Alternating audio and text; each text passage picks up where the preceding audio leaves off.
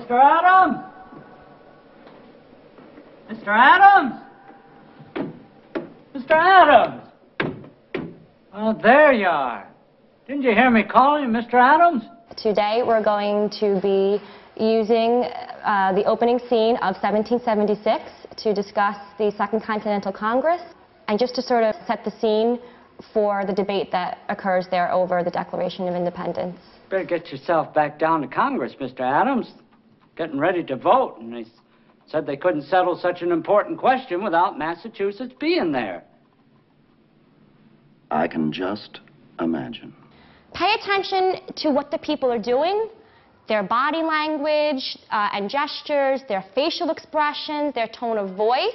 And what does that tell us about the setting, the characters, how they feel, what they want, how they react to one another, and the conflict, okay? Because there is a conflict at this Congress.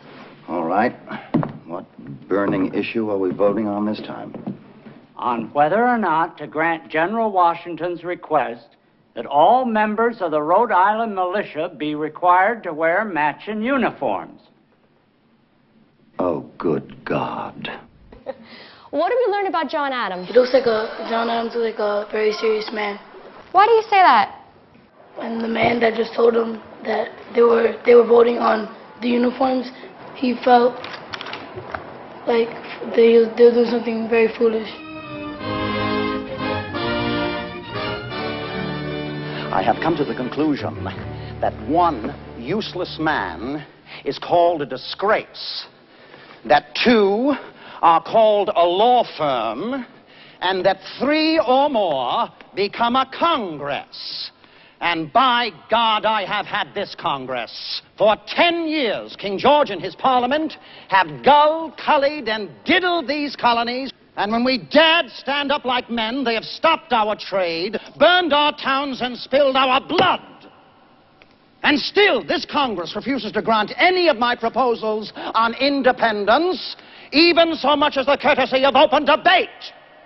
Good God, what in hell are you waiting for? Let's start with the setting. I just noticed that the calendar had said May 8th on it. Okay, that's very observant. What does John Adams want? He wants to get the Congress to vote for independence, but altogether they said no. I say vote yes, vote yes, vote for independence.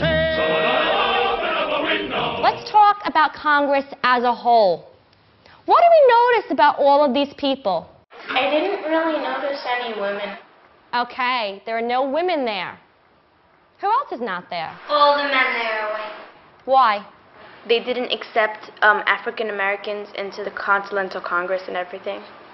How does this musical show him getting his point across? When John Adams was talking about voting for independence, they were just going on and on about opening a window, which there was something very trivial. And he also said like that the British spilled their blood and gave them all these taxes. And he was talking about such serious issues, they really weren't listening to him. I think it teaches them to be more observant, and there's so many things that they notice that they might not get out of reading a book or even a primary source document. It really just helps the time period come alive. How do you think that viewing this musical is different from viewing these paintings?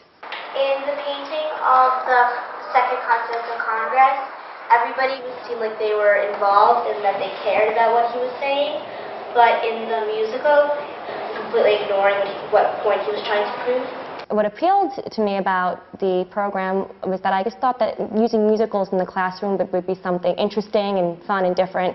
And there are so many creative things that can be brought into the program. You're going to get inside the head of one of the members of Congress. It could be either John Adams or one of the other delegates at Congress. You are going to fill this in with pictures or symbols.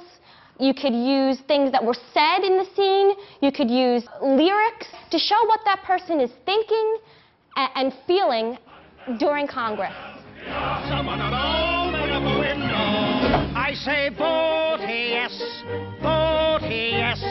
vote for independence. I was one of the other delegates. He's like stoned out. He's like, huh? What did John say? And then he's like, oh, who cares? Just someone open up a window. I'm burning, and then the I'm burning is like yellow and orange. I chose John Adams, and I put King George unfair. I would much rather be reading my book. John Adams is such a bore.